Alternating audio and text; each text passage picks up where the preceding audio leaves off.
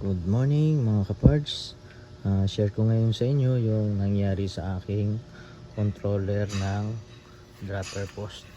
So bali ang gamit ko nga pala dito yung dropper post sa bike ko. May cable yan papunta rito sa ito yung cable nya papunta rito sa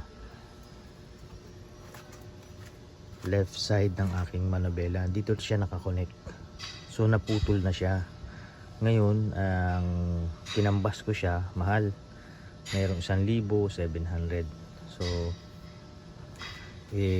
siyempre, pera natin, budget lang. Minsan, hindi natin basta bibili lang tayo.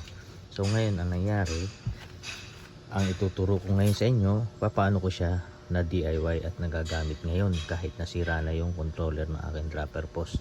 So, ito, ang ginawa ko, yung pang gitna ko na shifter dati, syempre tinanggal ko na siya kasi hindi ko na siya ginagamit dahil ang aking bike ay hindi na naka shifter dito sa gitna. Bali naka naka single, tapos naka chain lock, chain guide. Ayan, hindi na siya mahuhulog, so wala na siyang cambio. Ngayon kinabit ko yung aking shifter na panggitna. So Shimano Jory XT yan. Kinabit ko ulit at doon ko i-connect yung aking dropper post. Ayan. So bala ang mangyayari ngayon, ito yung dropper post ko, ito yung dropper post ko, no. Andito na ngayon ang controller.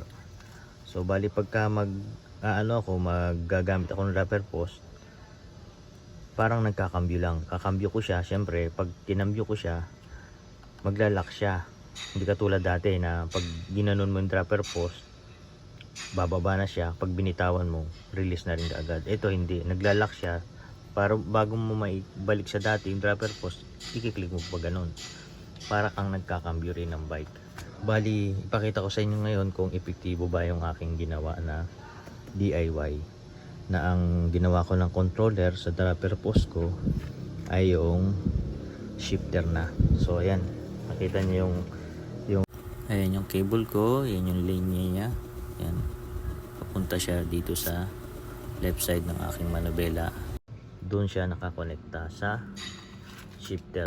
Meron na rin akong shifter kabilaan. So dati wala to, kinabit ko kasi siya kung ginamit na pang ng dropper ko. Ayan, pakita natin magana ba siya, kung epektibo ba. Ayan, diba? Shift mo na siya, nag-click na siyang ganon, umangat na to. Kailangan mo nang i-reverse mo yung dito. Ito, pag pindot mo yan, automatic na tumaas siya. Para mag-lock yung set post, ito, para mag-steady siya sa taas at nakalock siya, i-release mo to. Yan, so nakalock na ulit siya. So kahit umupo ka na, hindi siya bababa. So kung ngayon ibababa mo na siya, ang gagawin mo, pipindutin mo na to. Yan. So once na napindot mo na yon, luluwag na yan. Yan o. Diba? Fix yung pagkababa ng set post niya.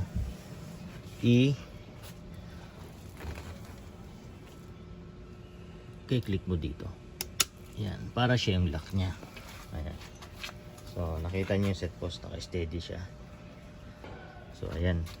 So, sana nakatulong sa inyo ang video na ito, no. Kung kayo may na-experience kayo, yung set post nyo nasira yung controller, pwede naman yung DIY na ganun. So hindi na kayo gagastos ulit. At saka ang isa pa niyan, mas matibay siya. Kasi ito, magandang klase ito, mga Jory XT kasi ito eh. So sana nagustuhan niyo ang video na ito at nakadagdag ng kaunting alaman sa mga parts nyo, no. At sana magamit nyo rin. So salamat, sinare ko lang ang video na ito para at least kahit paano makatulong ako sa inyo. Salamat, thank you po sa panonood ng aking videos.